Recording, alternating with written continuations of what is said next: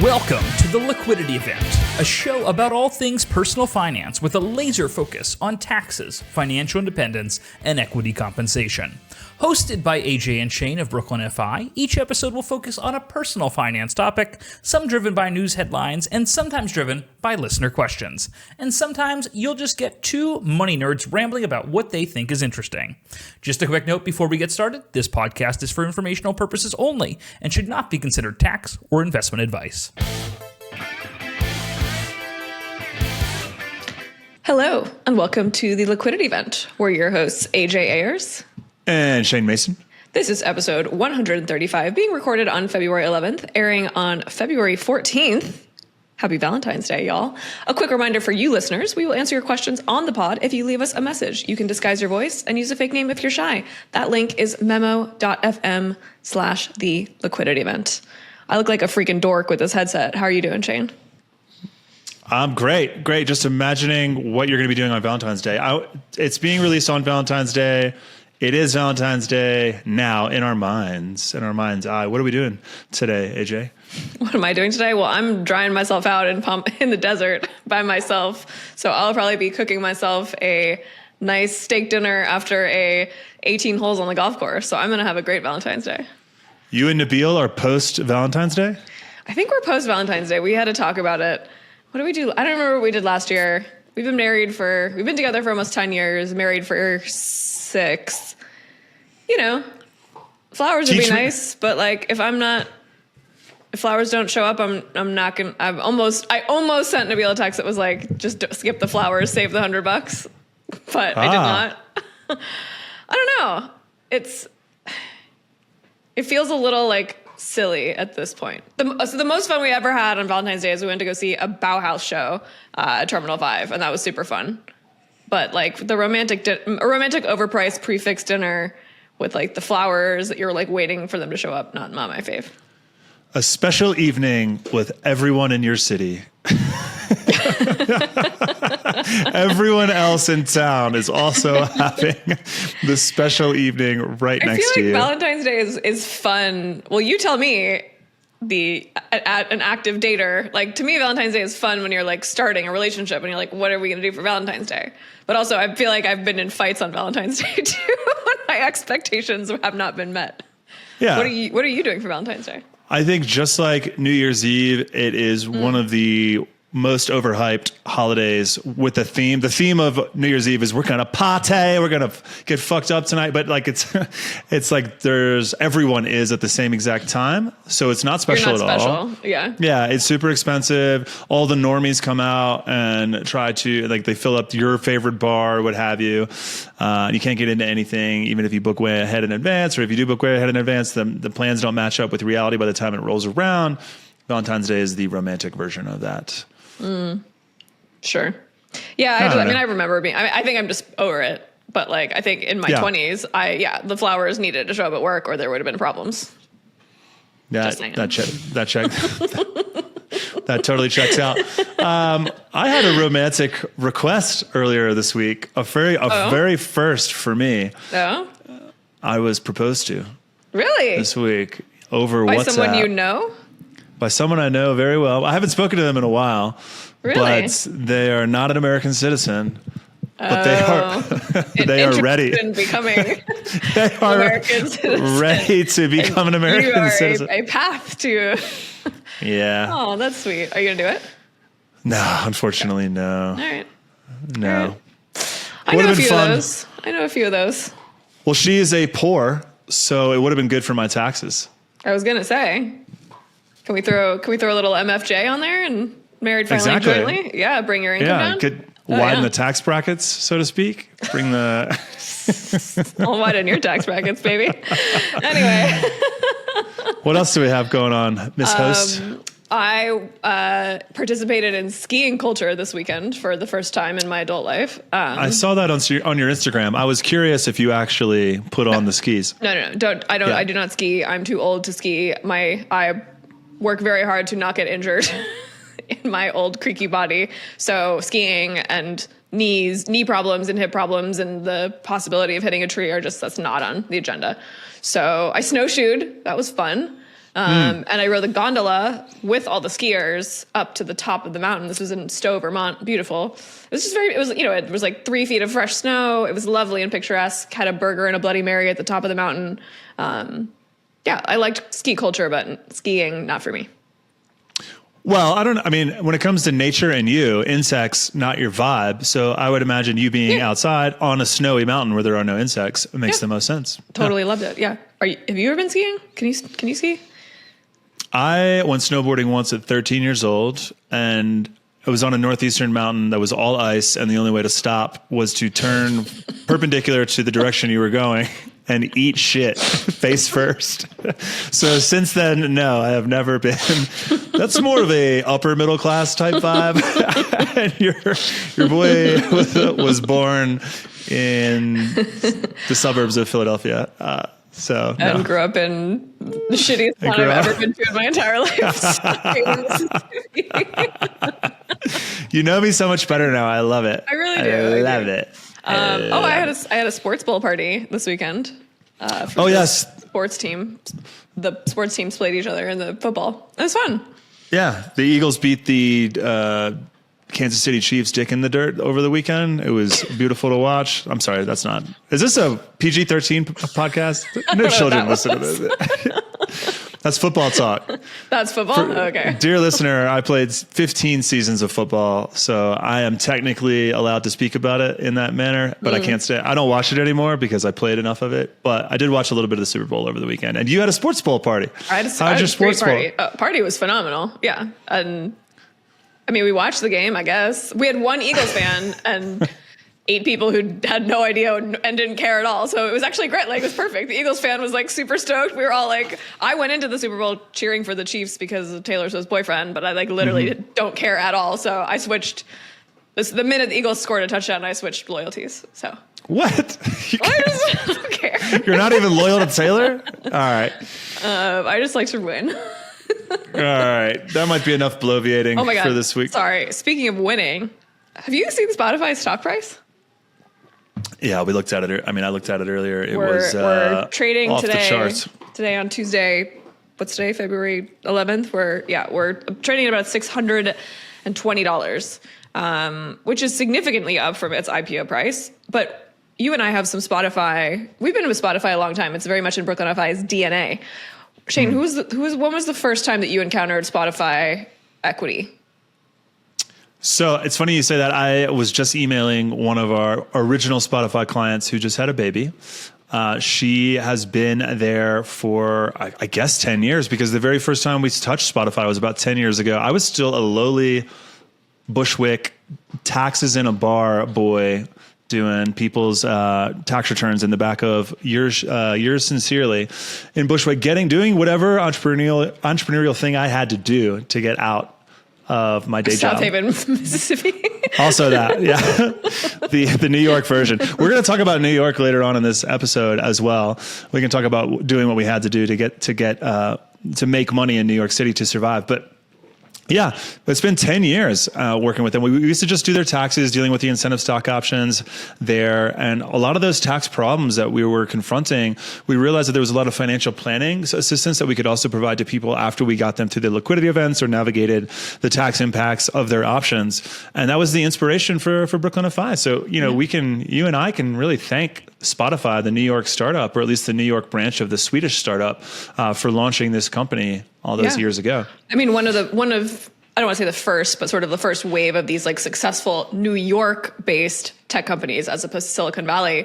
I remember back in the day when we were starting Brooklyn FI, we would see exercise confirmations that were literally written on Post-its and were screenshotted and sent in emails. Then Spotify goes public in 2018.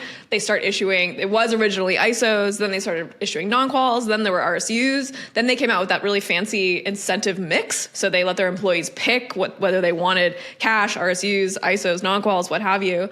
And the stock price has been pretty volatile this whole time, right? We've had clients sell, sub $200 and not feel great about that. And now we're trading at 600, with equity compensation, there's always going to be some bit of regret, right? Because the stock has done so well on this day, I'm sure some of our clients are feeling like, wow, I wish I had held some of that. But those same clients that I'm thinking of also bought their dream homes, were able to move in with their significant others, were able to feel comfortable to have multiple children. So I don't know. I think we just have to remember, especially with a stock like this that goes from, we've been there for the whole journey, the whole life cycle of Spotify. We just want to have the best outcome. And I think in this case, if you still work at Spotify, you're vesting RSUs at $620 a share. So great outcome for all, I would say. With that said, we've probably got a lot of people to sell their shares over the years, of course, right? Yeah. Because it's necessary to diversify your positions, even though in the future your company might experience an upswing in its value. Hopefully, if you're still there, you still have RSUs vesting. But guess what? It's not just Spotify that has experienced a great upswing in its price. Rising tides have lifted all boats here. If you bought stock in 2010, it has 10x in general. The market has come 10 times. You got a 10 bagger from where you were back in 2010. Is that a football term? It is. I think that's a golf term. A 10 bagger? Really? No, I don't know. Sounds like a drug term to me. No. It was art week this weekend here in Mexico City. No, it's an investment term. A 10 bagger is an investment that appreciates in value 10 times its initial purchase price. Coined by Peter Lynch in his book, One Up on Wall Street. There we go. Look at you. Boom. Look at you. Mr. Wall Street. You should be our CIO. Chief Inhaling Officer. Chief Idiot Officer. There it is. Speaking of chief idiots, did you know that was a bad transition? We have a fantastic article from New York Magazine, which has lots of brilliant people quoted in it, including yours truly. Mm-hmm. Yep. This article is called "How Many New Yorkers Are Secretly Subsidized by Their Parents? Boomers Are Transferring Trillions of Dollars to Their Kids, One Down Payment at a Time." We talked about this topic last week a little bit because there was that Wall Street Journal article about the great wealth transfer. This goes in a lot deeper and looks specifically at New York City and how all of our peers are able to afford homes. And the big open secret is that it's gifts from their parents. What did you think of this article? Are they peers? I mean, you and I know people that have purchased homes with help from their parents. Oh, of course, for sure. I mean, dozens of people. I mean, I got help buying my house here in Mexico City. It's a little bit different than what's going on in this article, and that these are gifts in this article.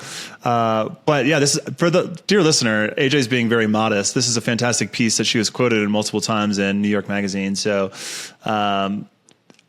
please go read it. It's a fantastic read. Let's get those clicks up. Let's get those reads up so we can point towards AJ's influence in the space. But yeah, I mean, I think that the article is fantastic. It's confronting one of the most taboo things in American society, which is money, right? Like, I know more about my friend's sex life than I knew about their personal, like their financial situations, unfortunately.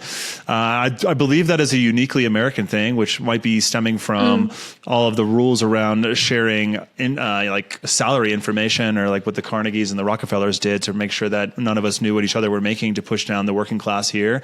The working class, labor class, et cetera, has always struggled in America as compared to other nations. Maybe that's why we have such high wealth inequality, but also high GDP in general due to hundreds of years of compounding that billionaire class. But who knows? What are we talking about here? Anyway, how I feel about this article. This article is making me think that I need a wealth tax. I guess some of the main, some of the highlights in the article are that, the great wealth transfer, it's a great big old number. It's $124 trillion. I bet you the number's bigger. I bet you there's a lot of money in Panamanian bank accounts that we don't know about. Bernie Sanders is constantly leaning into this. I bet you there's way more money that we don't know about when it comes to these statistics that is going to be transferred to people that don't know anything about this. Yeah, that's one of those statistics that I feel like is like extrapolated. It's like maybe Fidelity, which is one of the, is the biggest 401k holder in this country. Maybe they extrapolated out what the number is. That's not an actual calculation of all the money. So I've heard as low as 80 trillion and as high as 125 trillion. So it's somewhere in there. I agree with you. I bet it's higher. And also, like, what are we like saying? What we're putting a blocker on the boomer generation? Like, okay, what if it's plus or minus a few years on either direction? It's a lot of money. Is all we need to know.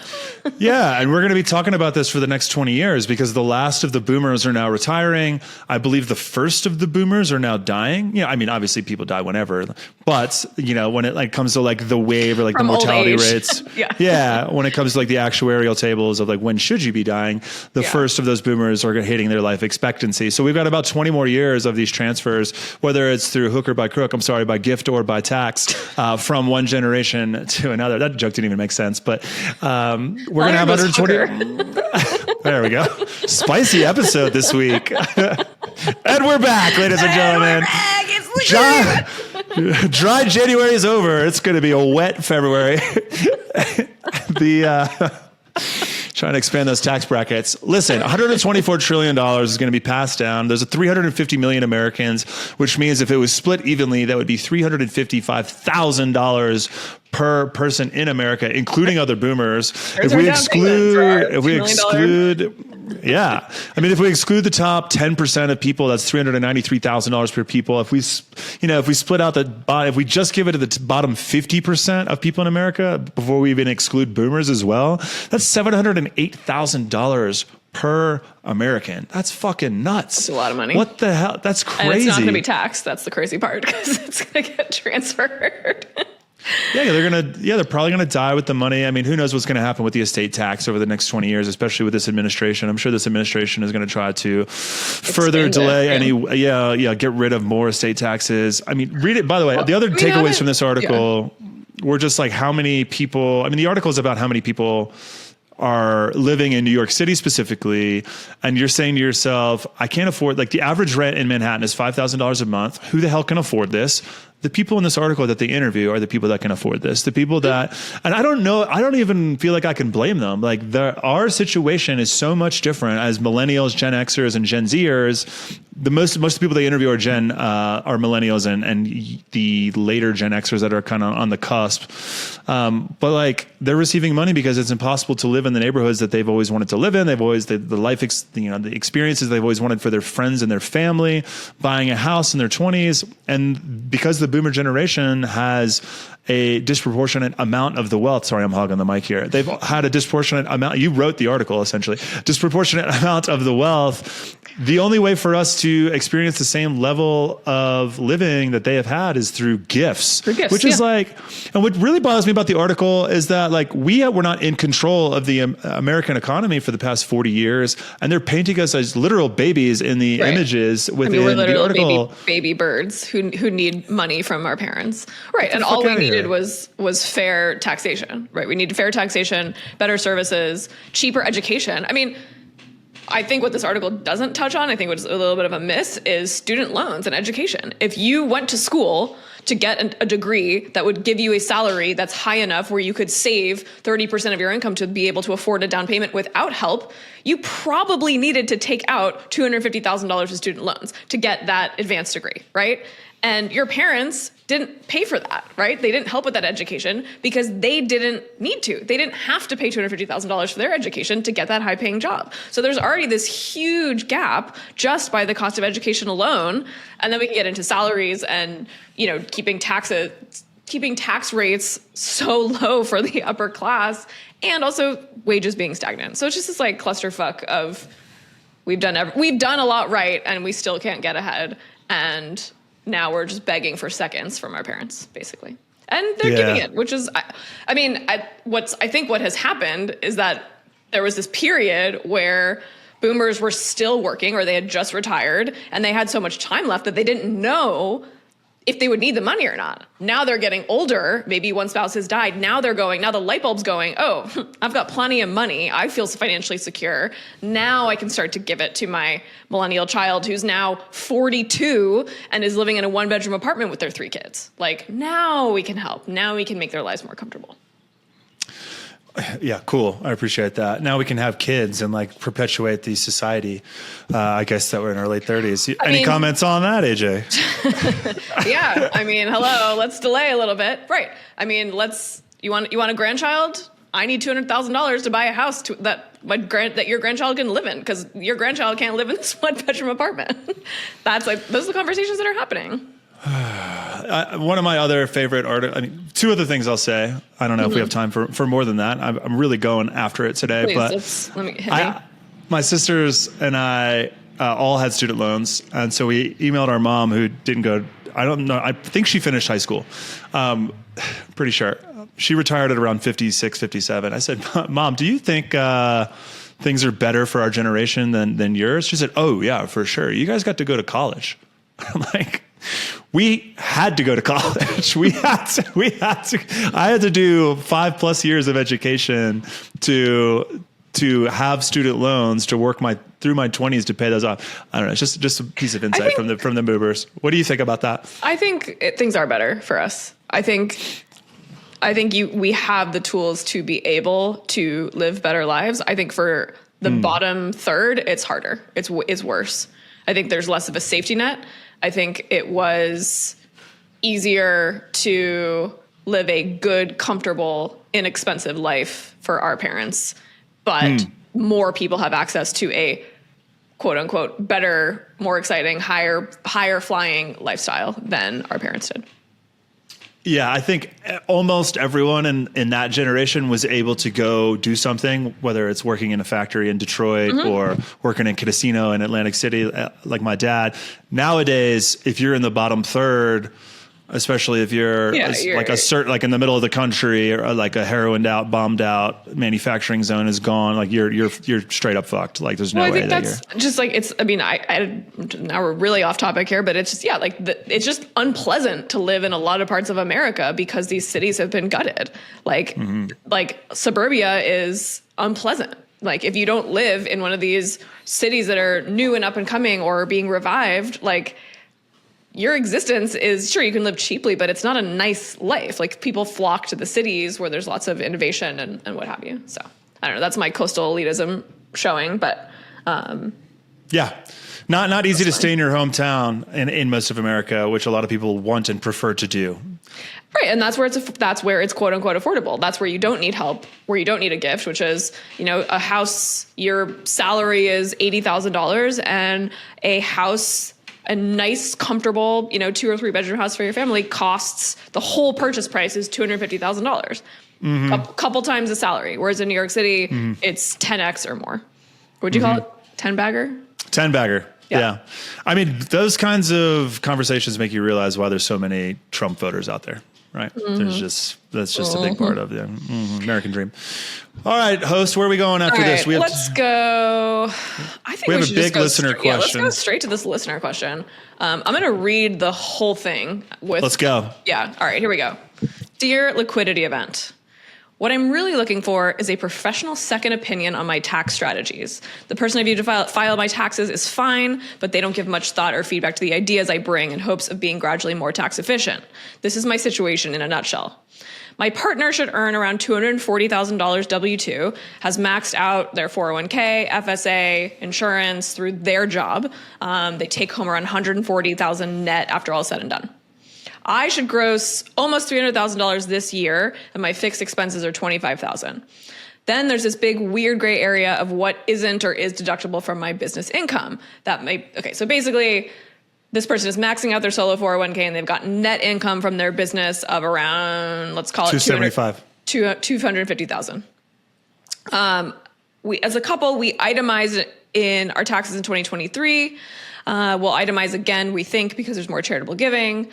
I started a side hustle last year where I use that service Turo, and my rental Prius brings in around $600 a month. I'm contemplating buying more rental cars to scale this business since the ROI is pretty great. I'm not clear on the tax benefits of this business. Here's some ideas and questions. I've also contemplated getting my first small real estate investment up here outside. This person lives just north of New York City. I wouldn't want to buy something for more than $250K, but I'm not sure it makes sense. I feel like I'm in a unique situation with my practice that's generating $20,000 to $25,000 a month with minimal fees. I'm not sure if I should scale my business and add employees or just keep it simple and try to save and invest half my income. I don't know what to do. Please help. I have some other side hustle business ideas, but I'm trying to be too ADHD. I'm trying to avoid being too ADHD about it. I empathize with that a lot. I've got a pretty good thing going on, but I'm not sure what I should do next. Damn. Let's go. Whoa. Let's go. How many All right. comments can we get? First, I did some math. Maybe for some context. Math me. For some context. Why did my tax rec? Stop. I love a 50-30-20 budget, right? So the 50-30-20 budget goes back to the OG days of Brooklynify that a lot of people should employ because, first of all, it gives you freedom to spend as much as you want as long as you save enough, as opposed to the other way around where you're like, I don't want to spend so that I can save afterwards. So we save first and then we spend everything afterwards. This person is asking, should I save half my income? Anyway, so I assume they made 525,000, right? From the spouse and then the business owner. And then so I did a tax projection for them as well. And the taxes are about $150,000, both Fed and New York. So they're netting $369,000, perfect number, 369. Okay. So 50% of that should go to fixed. Thank you, ma'am. Thank you for that. 50% should go to fixed income or fixed expenses. That's $15,000 a month. Yep. In fixed expenses. That's a nice house. Okay. Yeah. 30% should go to variable expenses, going out to eat, vacation, yeah, clothing, fun stuff, $9,000 a month, golfing, skiing, whatever. 20% should be going to savings, $74K per year, aka $6,000 per month. Now, what they've already told us is that the spouse is maxing out 401k, so that's $23,500 for the spouse, and then he's maxing his 401k, his solo, which is $69K per year. Okay, so that's $92K. So they're already saving. What are they saving? 27%. It's like 25, somewhere in there, 30%. Okay. So they could try to get that number up to 50% by working more or by spending less. So where are you going? Where do you think? Why are we trying to get that number up? Aren't we supposed to save 20%? We hit our savings goal. I hear you. Right. Here's the thing. Let me start. We get this a lot. We work with really high income earners. We work with very hard workers that come from industrious backgrounds that are ambitious. That's why we work with them. We don't really work with a lot of lazy people or that have like low ambitions or what have you, because we're an expensive firm. So like, it's not uncommon for us to run. And we also we know a lot of entrepreneurs. And there's this idea that like, all right, we've got this lifestyle practice. We worked really hard to get it working. And now they're making great money because they're they're very smart and they're ambitious and industrious. But what do we do now that we have all this free time? Right? People are not good. I'm so sick of fighting people, not sick of this person. Or like, I'm sick of the fight of like trying to tell ambitious people to relax, to like chill out. Like this is our entire relationship. This is you and I as well. Like you and I can't relax, or like at least I am not good at relaxing. Like if I go to the beach, I have to have a book, I have to swim, I have to like sweat, I have to feel productive all damn day, every day, even when I go to the beach. So what this person is looking at doing is they've given themselves two more jobs. They're renting out cars. First of all, I'm going to go ahead and say hell no on the car rental because sure, it's going great, but that's just too much liability. Like cars to me that's too much of a risk. You can have all the umbrella insurance. First of all, please get umbrella insurance if you don't already have it. And please make sure your business is completely separated from your personal, my friend, because one person gets in an accident, someone actually gets killed, and someone is coming after your entire life and your entire partner's everything and your house and your future and all that. So to me, rental cars, that's just too much risk. And I would maybe also argue rental properties. To me, there's a little bit less risk there, just statistically. But let's not mess around with this Turo side hustle that's bringing in $600 a month. That's not enough to move the needle. I did some more math on that. That's $7,200 a year before expenses. That's 1% of their $525,000 of income. If you work 260 days a year, 1% of that is 3 days a year. So we're addressing like 1%. Like let's talk about something else. So he's got this real estate thing he's thinking about doing as well. Real estate is always the next step after successful. I think there's some masculinity wrapped up in that, AJ. I think there is something about being able to touch an investment, being needed as a landlord, being able to show up and fix a plumbing issue.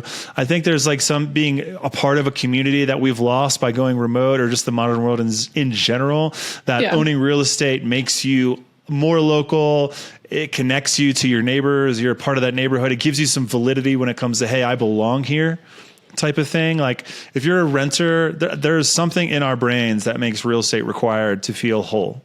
What are you thinking? I agree with that. I don't think it's necessarily masculine. I mean, maybe it's a different feeling for men, but for women, or for me at least, like the idea of owning real estate is like, I care so much about what something looks like aesthetically. So like, I want to control the paint colors. I want to control the roof. I want it to be my home because I'm going to spend a lot of time in it. You know, let's talk about genders. Like, I want a nest. I want to create like this little beautiful environment for me to raise my family in or me to live in. So I agree with you that real estate often becomes the next step. I mean, I empathize with this person. They run a successful business and it's working. So they could innovate and change it dramatically, but why would you touch something that's working pretty well already? They're considering hiring employees. We did that, and it was really hard for the first 4 years to figure out how to do that, right? Now it's awesome, and now it's running itself, it's not running itself. We have other people who run the business, and you and I do have a lot more free time. And we're struggling with this. And I've tried to start like 16 other businesses this year in my head. And I have notebooks full of ideas, as I'm sure you do too. We have actually started another business together that we're doing 40% of our time right now. So, you know, we could sit here and tell this guy not to do this, but we know he's going to do it anyway. So sure. Running some nice little rental properties, that's probably it's probably good practice for your business too. If you're a financial planner, learn how to advise people on rental properties. You can share what you learned with your clients. So that's not the worst idea in the world to me. I don't know. Yeah. Get some hobbies, play golf, play mahjong. Yeah. I mean, some tax deductible hobbies for sure. He's asking for tax advice as well, like something creative. I mean, the only things that really come to mind, if you're already maxing out solo 401k, I don't think you can do the HSA due to the spouse's FSA participation. I didn't see anything about kids in here. Are there kids involved in here? Did not see kids. Because if there were kids, we could do a family employees. The S corporation opportunity would be available if they were outside of New York City, if they were actually outside of New York City, because the special tax on S corporations in the city.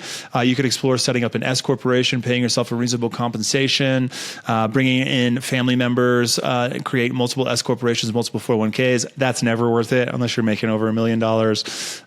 There are backdoor Roth IRAs have not been mentioned, or a mega backdoor has not been mentioned for the spouse. I'm not sure if that's available through work, but we should be doing backdoors if we wanted to get an additional 12 to 14K into there. I forget what the limits are because I'm too out of touch with the day-to-day tax elements. But I mean, there's, the home office stuff, the cars, the qualified business income deduction. You got to watch out with that for the type of work that you're doing. 1202, or I mean, the solo. Yeah, going from a lifestyle practice to an enterprise is a huge investment.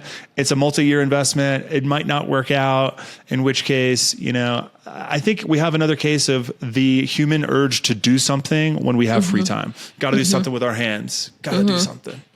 I mean, you want to save tax, move out of New York State. There, I just saved you 15%. Yeah, $45,000 in New York State and city taxes. There you go. Move to Seattle. Start a new community. I think hobbies are, this year I had a lot more free time and I threw myself into learning to play golf, which is very fulfilling. That is sort of like a lifelong thing, but like, I don't know. Give us a golf update. A little bit of a wastoid. A little bit. What do you mean? I don't know. Just like, I'm not contributing positively to society by spending 5 hours a day on the golf course. Anytime you walk into society, AJ, you contribute to society. Happy Valentine's Day, everybody. What do you want, I'll be in Japan March 11th through the 22nd. We have our same page meeting after this. Audience, will update you next week as to what favor Shane was about to ask me. I think so nice. All right. Well, I think as a business owner, let's talk more about this next week. I want to come back to this. I want to have some thoughts about how to fill your time and how to be a meaningful part-time retired business owner while still running a successful business and feeling fulfilled without blowing up your life. Let's talk about that next week. I have some great ideas on this. Fantastic. I'm excited about sharing. Thanks so much for listening. Email us your financial problems at liquidityevent@brooklynify.com. Leave us a voicemail at memo.fm/liquidityevent, and we will play it on the air. And finally, Sans can leave us a review if they want to be rude about it. Happy Valentine's Day. Y'all, see you next week. Bye.